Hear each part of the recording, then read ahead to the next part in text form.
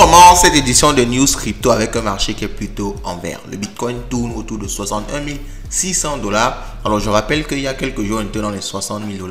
Donc, il y a une hausse globale du marché. Vous voyez, tout est en vert. Et c'est plutôt extrêmement positif. Alors, quelle est la cause de ça? On va voir ça dans cette vidéo. Mais je vous spoil déjà que ça a un rapport avec les chiffres qui sont tombés aux États-Unis. Est-ce que ça va impacter sur du long terme? Dans tous les cas, accrochez-vous et on va en parler dans cette vidéo. Alors, on y va direct avec les news crypto et à la fin de la vidéo, on va revenir sur l'actualité économique aux États-Unis et également sur la sortie par HBO. HBO, c'est la chaîne qui a sorti Game of Thrones. Ils ont sorti un documentaire sur qui est le véritable Satoshi Nakamoto. Est-ce qu'ils ont trouvé le secret le mieux gardé au monde? En tout cas, on va sur le documentaire et on vous dira dans cette chaîne. Ok? Bon, allons-y avec les news. Let's go! Alors, on commence la news par Donald Trump qui repasse devant Kamala Harris sur Paris Polymarket. Polymarket est une plateforme qui permet de faire des paris en crypto sur des événements économiques, des événements du monde en général, économique, politique. Ok?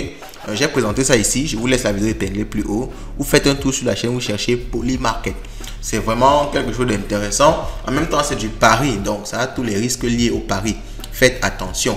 Donc, c'est devenu carrément une news crypto, la campagne présidentielle. Parce que vous savez, si un président qui est pro-crypto gagne les élections, c'est très très bullish pour les cryptos. En même temps, si un président qui est plutôt contre les cryptos gagne les élections, vous voyez que c'est plutôt bearish. Ok, actuellement Donald Trump se présente un peu comme celui qui est pro crypto. C'est pour ça qu'il est en tête d'après moi. Bon, c'est vrai que ce n'est pas juste ceux qui sont dans les cryptos qui parient, mais Polymarket c'est une plateforme plus crypto. Donc c'est plus ceux qui sont favorables aux cryptos qui mettent l'argent là-bas.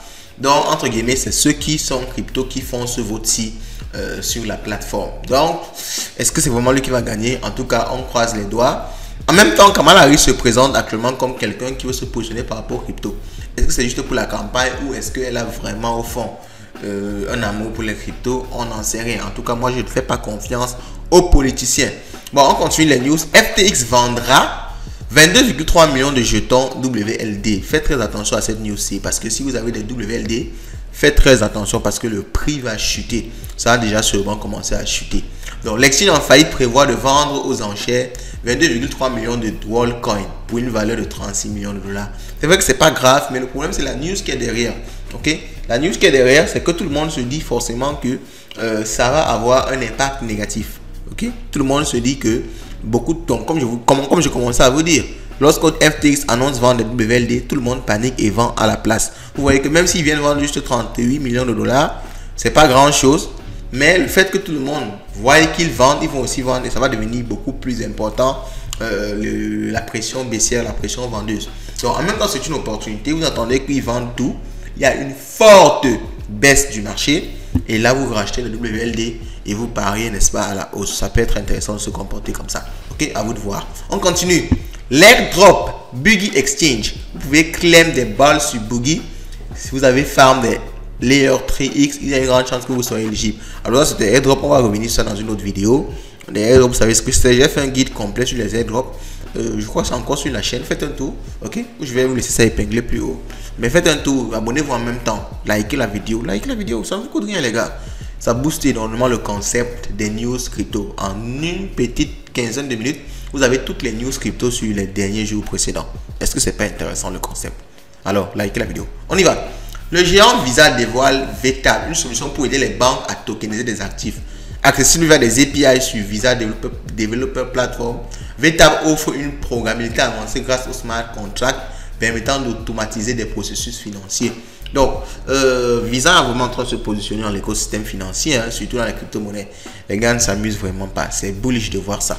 Alors, le dollar, je vais revenir sur, on va quitter un peu les news, on va revenir sur ce graphique-ci. Alors, le dollar, comme vous pouvez le voir, a fait une énorme bougie haussière et on est en train de latéraliser. Ok, donc alors pourquoi cette bougie haussière-ci? Tout simplement parce que les news crypto, bon pas les news crypto, les news économiques, ok, l'activité économique aux États-Unis, les chiffres sont tombés, c'est plutôt positif. Donc le dollar a explosé et bon, malheureusement vous savez, quand le dollar explose, les risques c'est-à-dire les crypto-monnaies, la bourse en général ont tendance à chuter. Okay? Mais pour le moment, même la bourse a explosé. Mais est-ce que à moyen terme, même pas long terme, est-ce qu'à moyen terme, la bourse va continuer à monter avec un dollar qui monte aussi agressivement? Parce qu'en général, quand on a une grosse jambe haussière comme ça, on aura une autre jambe haussière, ok? Parce que là, on va latéraliser là. On va latéraliser pendant un moment. Après, on aura une autre jambe haussière qui va monter là. Et là, est-ce que les crypto-monnaies vont supporter ça? Moi, j'en doute. Avec la guerre qui est encore en Iran-Israël, faites attention aux crypto-monnaies ces derniers jours aussi. 1-2 semaines, ça risque de chuter un peu plus, ok? Bon, on va revenir sur ça à la fin de la vidéo. On continue.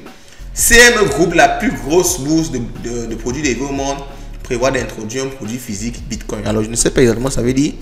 Moi, je me suis posé la question ici. Quand j'aurai plus d'informations, on va revenir sur cette news-ci. Le taux de chômage aux États-Unis descend. Ok, voici la news principale qui a boosté les marchés. Le taux de chômage descend à 4,1 alors que les prévisions tablaient sur 4,2. Vous voyez, c'est intéressant ça. Au total, c'est près de 254 000 emplois qui ont été créés aux États-Unis.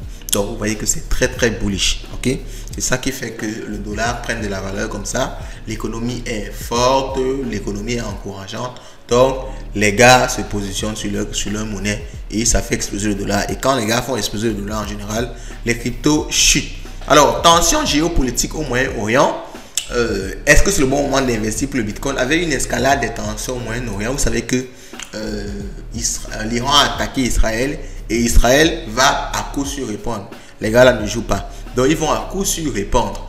Donc, il y a une tension énorme. Et avec cette tension-là, moi, je ne pense pas que c'est bien de se positionner maintenant sur le crypto. Je pense qu'il faut attendre la réponse d'Israël avant de se positionner parce que la réponse d'Israël risque de faire chuter le Bitcoin en dessous de 60 000 $, ou bien vers les 60 000 $ encore. Ce sera là le bon moment d'acheter. Sinon, là, vraiment, faites attention. Parce que si vous commencez à acheter maintenant, comme c'est en train d'exploser à court terme, et que Israël réagit, il y a une escalade, les États-Unis réagissent, oh, les gars, vous allez perdre de l'argent. Soyez-en sûrs. Donc, on continue. Dans une récente présentation, BlackRock a déclaré le Bitcoin comme une alternative monétaire mondiale. Alors, les gars sont vraiment bullish sur le Bitcoin. Les gars de BlackRock, là, c'est eux qui ont lancé les ETF Bitcoin. Bon, c'est un peu normal en même temps. On continue. Coinbase annonce son intention de lister tous les stablecoins non autorisés de sa plateforme dans l'espace économique européen d'ici la fin de décembre 2024. Coinbase fournira une mise à jour sur ses projets le mois prochain. Ok, donc c'est intéressant ça, c'est intéressant cette news aussi. On continue. Alors, ça c'est un tweet que j'ai fait en disant que en général, rien ne se passe sur les marchés comme tout le monde prévoit. Quand tout le monde prévoit en général que tout va grimper, parce que vous savez récemment, lorsque l'inflation est tombée aux États-Unis, tout le monde était sûr qu'on va aller à 110 000 $, 80 000 $ le jour d'après. Mais il y a eu le problème en Israël. Ok, bon, en général, tout ne se passe jamais comme tout le monde s'attend. Donc, même ces chiffres-ci, ça veut dire que beaucoup de personnes disent que l'économie est bien aux États-Unis, les cryptos vont augmenter.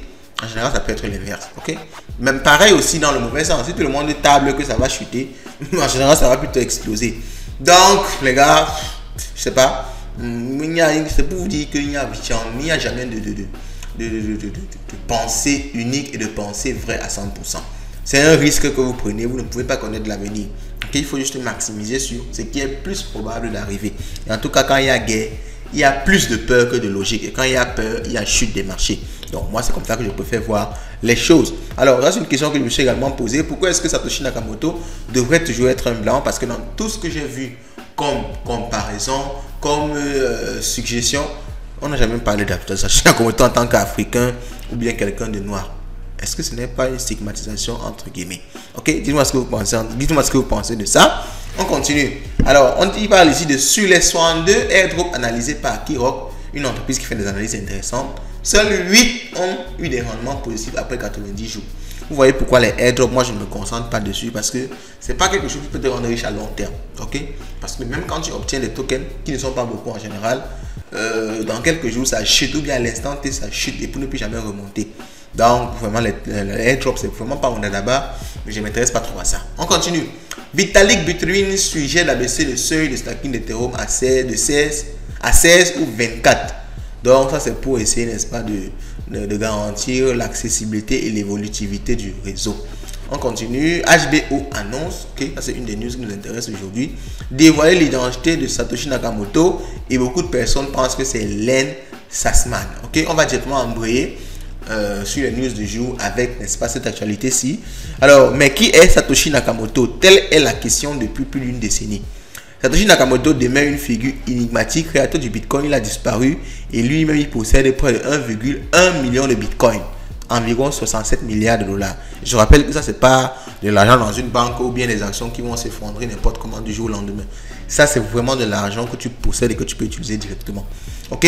Donc, ils ont décidé d'exploiter ce mystère autour d'un documentaire intitulé Money Electric de Bitcoin Mystery. Ok? Ils vont parler de ça ici et ils disent qu'ils vont révéler qui est l'inventeur du Bitcoin.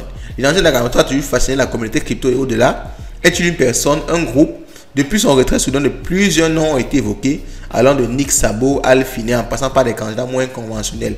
Len Sassaman, avec son profil discret et ses compétences avancées en cryptographie, correspondrait parfaitement au profil du créateur du Bitcoin, selon certains observateurs. Donc, apparemment, beaucoup de personnes sont en train de parier que c'est lui qui est le créateur du Bitcoin, mais moi, je doute, parce que vous savez, c'est pas forcément les experts dans un domaine qui créent. Ok, souvent c'est même quelqu'un qui n'est pas expert, c'est lui qui vient faire la création. Les experts en général, ils enseignent, ils font des livres, ils partagent la connaissance, mais c'est un étudiant de cet expert là qui lui n'est même pas expert, ok, dans le sens reconnu du terme. C'est lui qui a le génie créateur. Moi, c'est ce que je pense d'après moi.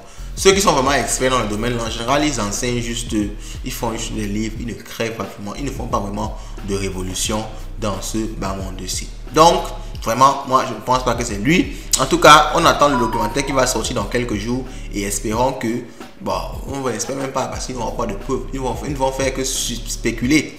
En tout cas, on attend le documentaire et on verra de quoi il s'agit. Alors, on y va et on termine, n'est-ce pas, avec ce que je vous ai dit, les news au niveau des États-Unis. Alors, ça c'est en anglais, désolé. Je vais juste vous mentionner les points importants. Donc, le taux de chômage est à 4,1. Pourtant, on parlait de 4,2. Donc, il y a eu une grosse chute. Ça montre près de 254 000 jobs créés, ok, en seulement un mois. C'est très, très positif. Et c'est ce qui a fait, comme je vous l'ai dit au début, exploser le DXY, le dollar. Alors, quand le dollar explose comme ça, ça fait en sorte que les cryptos en général, quand le dollar explose, diminuent parce que ce sont des actifs qui sont liés. Vous savez qu'il vous faut des dollars pour acheter du bitcoin et il vous faut des bitcoins pour acheter du dollar entre guillemets. Ok, donc lorsque vous avez votre bitcoin et quand le dollar monte, ça veut dire que les gens vendent beaucoup les bitcoins, les cryptos pour acheter quoi? Pour acheter du dollar. C'est ce que ça signifie. Les gens vendent beaucoup des bitcoins, des cryptos pour acheter du dollar. C'est pour ça que le dollar monte. Et réciproquement, quand le dollar descend, ça veut dire que les gens vendent leur dollar pour acheter des crypto-monnaies. Donc, c'est un peu ça la logique qu'il y a entre ces deux actifs-ci. Ce qui fait que lorsque le dollar explose comme ça, c'est dangereux pour les crypto-monnaies. Donc, faites très attention aux cryptos ces derniers temps-ci. Vous risquez d'avoir une mauvaise surprise pour ceux qui vont parier très très rapidement à la hausse. Je préfère attendre qu'on monte vers des niveaux plus intéressants, soit en 3000 $, qu'on sache vraiment qu'on a repris une tendance de fond haussière avant, n'est-ce pas, de se positionner sur les crypto-monnaies. En tout cas, laissez-moi en commentaire ce que vous en pensez de tout ça et on se dit à dans quelques jours pour les prochaines news crypto. Ciao, ciao.